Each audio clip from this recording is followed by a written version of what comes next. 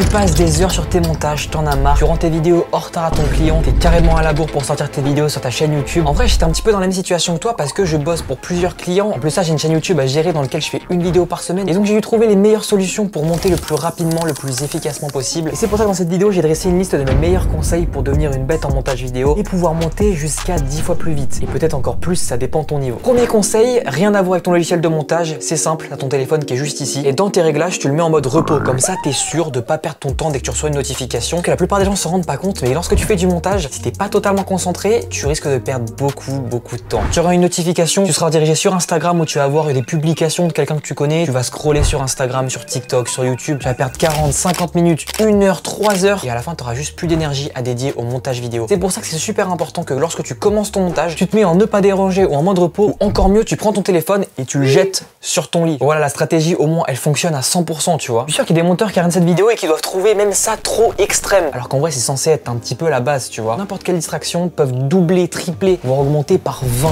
ton temps de montage et je m'en même pas là-dessus. Je vais te raconter une petite histoire. J'ai travaillé 2 ans à la télévision et du coup dans des bureaux et durant le temps du midi, moi je bossais sur mes projets perso. Donc c'était pendant mon repos de la journée et donc voilà, j'en profitais pour être un petit peu productif. Le seul truc c'est que c'était un bureau où il y avait des gens et les gens ils aiment bien toquer aux portes, te parler, aller faire une petite pause café ou quoi que ce soit. Ça je remarquais que ça tuait littéralement ma productivité. Alors je vais te donner un conseil qui peut là aussi te paraître extrême mais pour le coup qui fonctionne vraiment. Quand tu fais du montage, mets tes écouteurs et si jamais tu veux pas être dérangé, que quelqu'un vient te déranger dans l'espace où tu travailles, c'est très simple, tu ignores parce que tu es en train de travailler, il faut que tu sois focus. Et la personne va comprendre d'elle-même en fait. Toi, tu es juste en train de monter des vidéos sans même avoir tourné la tête. Généralement, elle va te laisser tranquille et tu auras du temps pour monter tranquillement ta vidéo. Je pense vraiment que les monteurs se rendent pas compte des fois du temps qu'on perd à juste regarder autre part que notre écran de montage, tu vois. Que ce soit parler avec des gens, scroller sur TikTok, Instagram et tout, c'est le meilleur moyen de perdre du temps. Et attention, loin de moi l'idée de te faire bosser 24 heures sur 24 à regarder ton écran comme ça avec les yeux rouges qui saignent. Non, vraiment pas. Ça rejoint directement l'autre petit conseil pour pas perdre du temps, c'est de dédier des créneaux entiers dans ta journée à faire que du montage et que ça. Moi par exemple dans ma routine, comme je suis monteur à plein temps, j'ai instauré chaque jour 2 blocs de 3 heures de travail avec la concentration la plus maximale possible. Pour ça je me suis inspiré de ce livre Deep Work de Cal Newport qui est un super bon livre et bon je pense que personne va le lire. Pour te résumer le livre en quelques mots, en gros, la meilleure façon d'être le plus efficace c'est d'être focus pendant une période donnée. Par exemple quand je commence un bloc de travail, je lance un minuteur de 3 heures. Bien évidemment j'ai mon téléphone en ne pas déranger et je jette à l'autre bout de la pièce ou même je le change de pièce et je fais que ça. Je reste focus. Même s'il y a des moments où je dois attendre, je ne vais pas sur mon téléphone. Si tu dois attendre quelques minutes devant ton logiciel de montage, moi ce que je te conseille de faire c'est planifier la prochaine chose que tu vas faire juste après. C'est par exemple planifier qu'on va faire l'étalonnage juste après ou qu'on va rajouter des zooms, des dézooms sur les plans, etc. En vrai je sais que je risque de mettre des monteurs à dos puisque je dirais que 80% des monteurs sont comme ça en fait devant leur téléphone à côté tout le temps. Nous en tant qu'humains on n'est pas du tout fait pour le multitâche, vraiment pas. Donc focus à 100%. C'est le meilleur conseil que je peux te donner. Maintenant on va passer un petit peu au côté pratique sur Premiere Pro. Je vais encore une fois te raconter une petite histoire. Il y a pas longtemps j'étais en appel avec un monteur anglophone et voilà on discutait un petit peu de nos techniques de montage et tout. Et j'ai remarqué que ce monteur qui a pour moi un très bon niveau perdait énormément de temps pour quelque chose de fondamental. Et c'est un raccourci clavier. Et c'est vrai que moi j'ai pris énormément de temps avant de découvrir ce raccourci clavier puisqu'il vraiment change la donne. C'est le raccourci qui s'appelle ajouter une coupe ou add edit en anglais. Et en fait ça permet que lorsque tu appuies sur la touche, en fait ça va simplement couper ta vidéo là où il y a ta tête de lecture. Donc de base le raccourci je crois que c'est CTRL K mais moi j'ai changé personnellement pour la touche S. Sinon il y a 2 autres raccourcis qui sont incroyables, c'est la touche Q et W. En gros Q ça permet de couper et de raccorder au dernier cut et W c'est l'inverse, c'est-à-dire couper et raccorder au prochain cut. Et ça te fait gagner un temps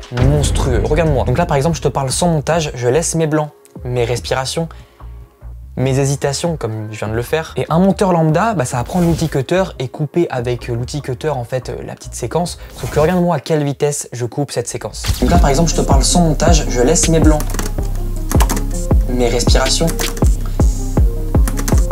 mes hésitations comme je viens de le faire. Donc tu vois ces 3 petits raccourcis clavier ils changent la donne. Donc il faut vraiment que tu t'habitues à les utiliser parce que rien que ça peut te faire passer dans les 1% des meilleurs monteurs. Autre conseil pratique c'est d'utiliser des préconfigurations vidéo. Donc là par exemple je fais un petit zoom sur mon visage. Imaginons que je veux l'utiliser plusieurs fois sans avoir besoin de refaire chaque keyframe dans Premiere Pro. Et bien je peux simplement faire clic droit, enregistrer la préconfiguration et je pourrai l'utiliser tout le temps à chaque fois. Donc tu peux faire tes propres préconfigurations ou tu peux utiliser des presets d'autres gens comme par exemple mon super pack de presets de zoom et de dézoom où j'ai juste à glisser déposer sur un clip et tu vois que ça fait un zoom automatiquement. C'est pareil dans mon pack, tu as des préconfigurations de zoom assez naturelles. Comme tu peux le voir, on peut aller par exemple de gauche à droite, etc. Et on peut vraiment s'amuser avec ça. Je te mets le lien en description si jamais ça t'intéresse, parce que rien que ça peut te faire gagner des heures de montage. Et la dernière astuce pratique que j'utilise tout le temps en Premiere Pro, c'est la fenêtre production. Il y a très peu de monteurs qui l'utilisent, alors pourtant elle est vraiment trop utile. En gros, la fenêtre production, elle va te permettre d'enregistrer des éléments au préalable, par exemple des logos, des effets sonores, des titres que tu utilises souvent. Bien, tout ça, tu peux l'enregistrer dans une fenêtre à part et tu peux l'ouvrir sur n'importe quel projet sans avoir besoin de retrouver dans tes fichiers à chaque fois chaque petit effet sonore ou titre. Et ça fait gagner un temps monstre. Par exemple, moi j'ai un espace production pour chacun de mes clients. Ça fait qu'à chaque fois que j'ouvre un projet, j'ouvre cette fenêtre production et j'ai tout dessus, les logos de mes clients, leur police d'écriture. Ça me fait gagner énormément de temps. Si jamais tu veux ouvrir la fenêtre production, tu as juste à aller dans Fichier, ouvrir la production et là en quelque sorte tu vas créer un projet dans lequel tu vas pouvoir mettre tous tes éléments que tu souhaites garder en mémoire. Je t'ai donné l'essentiel, donc maintenant tu sais monter une vidéo un peu plus rapidement.